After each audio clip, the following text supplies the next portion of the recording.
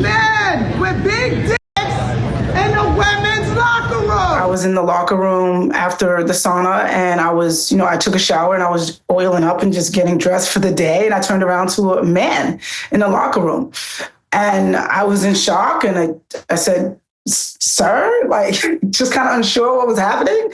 And he was just like, "You can't tell me nothing. B word, I'm a woman." And then I was like, "What?" Right there, right like that, just for you, just going, whoa, whoa, whoa. I didn't even. Wow. He was probably in his mid-20s. I wanted to put him over my knee when he called me a B. I'm like, what? And I was like confused. I'm like, what did you just say? Get out of the restroom. Just exit the restroom at once. Why is everybody looking at me like I'm crazy? Can you get him out of here? What is this? And then they tell me this thing about men being able to identify as women. And I'm like, so isn't that against the law? I go back to the gym the next day. I'm thinking, this is going to be an isolated incident. There's no way this is going to happen again.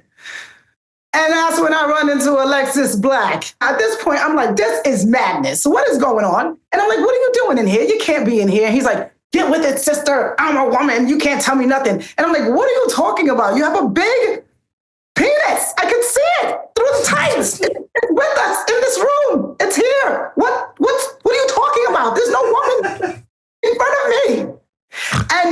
And then he calls me a B. And then I'm just like, I'm ready to just go off. Because I'm like, I'm not dealing with this malarkey today. It's crazy. Honestly, I felt violated. It was really bad. I think it's important for me to say this. It's a part of my story. When I was a child, I was in the foster care system, me and my siblings. And we all suffered, molestation and sexual assaults in there, as a lot of children typically tend to do.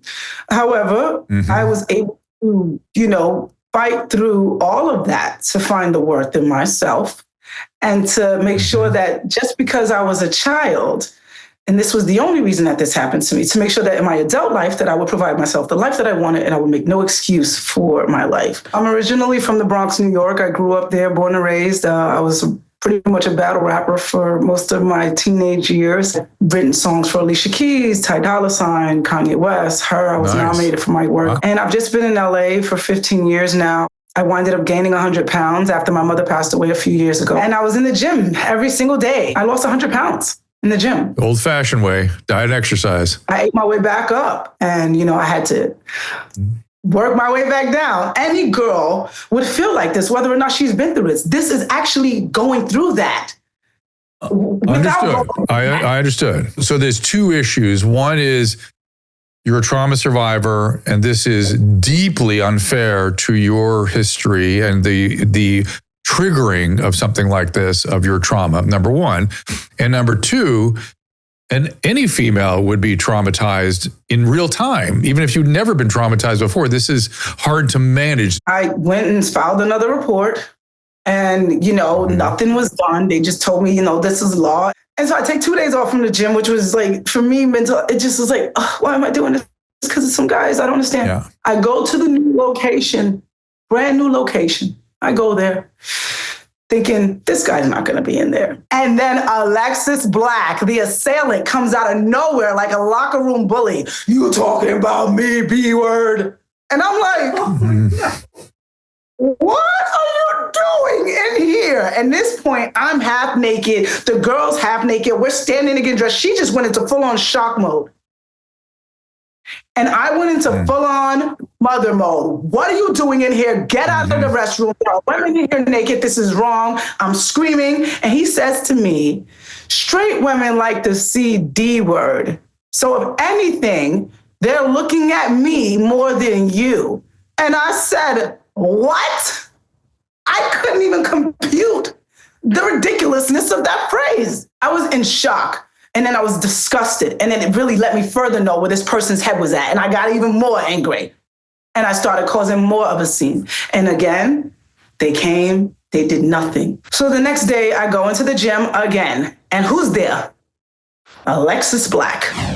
I'm excited to bring you a new product, a new supplement, Fatty. I take it, I make Susan take it, my whole family takes it. This comes out of, believe it or not, dolphin research. The Navy maintains a fleet of dolphins, and a brilliant veterinarian recognized that these dolphins sometimes developed a syndrome identical to our Alzheimer's disease. Those dolphins were deficient in a particular fatty acid. She replaced the fatty acid and they didn't get the Alzheimer's. Humans have the same issue. And we are more deficient in this particular fatty acid than ever before. And a simple replacement of this fatty acid called C15 will help us prevent these syndromes. It's published in a recent journal called Metabolites. It's a new nutritional C15, pentadecanoic acid it's called. The deficiency that we are developing for C15 creates something called the cellular fragility syndrome. This is the first nutritional deficiency syndrome to be discovered in 75 years and may be affecting us in many ways, and as many as 1 in 3 of us. This is an important breakthrough. Take advantage of it. Go to fatty15.com/Dr. Drew to receive 15% off a 90-day starter kit subscription, or use code Dr. Drew at checkout for that 15% off, or just go to our website, drdrew.com/fatty15. And then the staff comes and tells one of the girls, you have on clothes, you can't be in the sauna with clothes. So the girl goes out to go get undressed, which I thought was interesting because they made her get undressed. Only one girl came, and that was a brave woman with a camera. And I start screaming at him, why are you in here? You have to leave. You cannot be in here. And that's the video that you first saw of him in the locker room. A brave woman recorded that video. And again, nothing was done by the staff. The women were afraid. Most women were scared to speak up. Women are non-confrontational. Like your wife said, she wouldn't know what to do. People don't know what to do in these situations. It's crazy. It's stressful and unnecessary trauma. It's not respectful to women and their boundaries. Even their body boundaries and their safety feelings of safety. And and you eventually, both of you were expelled from the gym. Is that what happened? The next day I go to the gym, and this day I'm by myself, and I walk into the locker room and he followed behind me. I didn't even see him. And he was like, B-word. And I just ran out and I ran into the gym because I'm like, I'm not dealing with this. I ran into the gym and I screamed help. I said, why is a man in here? If he's not wanting to rape us, he's got to be out of there. And that's when the video of him being approached came out. And that's the day that we both got our memberships revoked. First, they walked him out, and then they came and got me afterwards and walked me out with police. Embarrassed me, walked me through the gym where I worked out. I'm a singer. I'm not a criminal. I don't have a criminal record. They're getting me out of here, and I don't know if I'll ever be able to come back. But I'm going to scream it out, and I'm going to say something because I'm going to let the girls know. The only reason why I yelled like that, I would never do such a thing. It's embarrassing. But I was like, who's going to tell the girls? I'm going to tell them. The scale has gone too far in one direction where women are being completely undermined and led to be feeling unsafe. And there are also people that worry that in sports, women could get really harmed or hurt, or their scholastic and athletic sort of achievements could be undermined by people with XY chromosomes. What Tish wants is like a no parking sign, with the circle with the cross over it with a penis in it. No penis. That's all. No penis in here. That's all. Very simple. Keep it clear. Keep it simple. And indeed, from a standpoint of trauma and feelings of helplessness, it's very important. It's not a trivial issue. The clarity is that you just have to protect women. There's no middle ground for that. Right? I am actually kind of, my view is sort of more moderated. I've treated people who are of transgender identity who legitimately went through a process and are carefully selected and going through this. And they actually are very sort of, they're not like Alexis. They're very like, I have to take these strong medications. I have a disorder. It's something that's important in my life. And they would, the ones I know that I've treated and dealt with would be very respectful of your environment and your feelings of safety, I would think. So it seems like somebody who would want to violate that is doing it for some other reason. Definitely. I mean, no good man in their right mind wants to be in the restroom with women. That's just it. Any man that wants to go in a women's space is just not a good guy. But the reality of it is, even myself, someone once misgendered me in the restroom, right? And I turned around and she was like, oh, and I was like, oh, I'm sorry that I scared you, girl, but same thing over here. I said, look at these boobies. The truth of the matter is that a man in the restroom, a man in a woman's space is intimidating, especially an intimate space where a woman is at her most vulnerable and undressed. And a young girl going into a restroom that says women and meeting a man in there is scary. Doesn't matter what man it is. He could be friendly. It's scary. What are you doing in here? What really needs to happen is bills need to be amended. People make mistakes, and there's no way to make a perfect bill. So let's just focus on fixing the mistake, not pointing fingers at who made it or who created it, because it's already here. We need to be action orientated when it comes to this situation, and it's nonpartisan. So the left and the right need to get it together for the sake of the entire plane. 100%, I think the whole world is interested in this problem, but there seems to have been some sort of brainwashing that took place where, like, we were convinced that the majority thinks that a man can be a woman when the majority is using their right mind and saying, absolutely not. But the lawmakers are passing these laws while people are asleep at the wheel. That's all it is. People are waking up. They're like, what? This is a law? What? Wait. Yes, absolutely. Right now. And I'm making sure to use my voice and my platform. I'm learning as much as I can, and I'm going to make a difference in this politically. I think the first thing that needs to happen is the bills need to be amended that give these people these specific rights that they shouldn't have. They should have the same rights as any man. There should be no specialization for this. I think the first thing is stopping that. Once we get them to accept that they're men, that wear dresses, then we can address the corporations and see, since they gave them the transformations, give them the support. You did it halfway, guys. You're not done yet. I think that's what you said in the car was like, women wear dresses, makeup, whatever you want, but no penis in the women's room. It's like you want to support people to be whatever they want to be. Listen, this is not an attack on men who want to wear dresses. What this is a clarification. We need to be united in truth. The truth is these are men.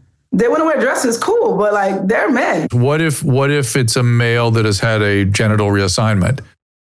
No penis. It doesn't matter. It's not about just the penis. A man is a man inside and out. We didn't say, hey guys, come in here with us. We said, y'all can wear your dresses, do whatever y'all want, because if this is how you want to express yourself, fine. But the problem was we started lying and saying that they were trans women, and that's a lie. They have nothing to do with women. They start up as boys who think they're girls born in the wrong body, whichever explanation you want to have for it. And then they become what they think is their idea of a woman, which is nothing like a woman, because they don't know what a woman is. So they're just creating a man's version of a woman, which isn't a woman, it's a man. It's just too much confusion. Like, why do we have to get a whole trans education? Just get out of the bathrooms. It's ridiculous. We live in a world where there's a group of people that believe everything is socially constructed. Nothing is biological. Nothing is intrinsic. There's not really a consensus on biological sex. Biology is a spectrum.